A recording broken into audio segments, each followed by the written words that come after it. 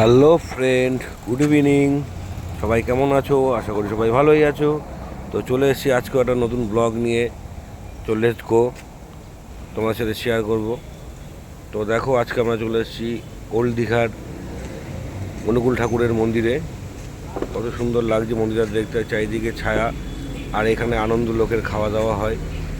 আর সব থেকে বড়ো কথা হচ্ছে, আমি এখানে একটা গাছ দেখলাম। আমি আগে কোনোদিন দেখিনি গাছটা।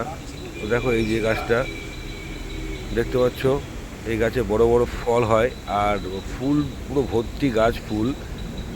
আর নিচে দেখো পুরো বিছিয়ে আছে ফুল। আর কালারগুলো দেখো, জাস্ট ওয়াও কালার। হ্যাঁ, দারুণ দারুণ কালার। আর দেখো পুরো গাছ ভর্তি। তো যদি কেউ জানো এই গাছটির নাম, প্লিজ একটু কমেন্ট করে জানাবে। ধন্যবাদ। সবাই ভালো থাকবে, সুস্থ থাকবে। আবার নতুন ব্লগ নিয়ে দেখা হবে।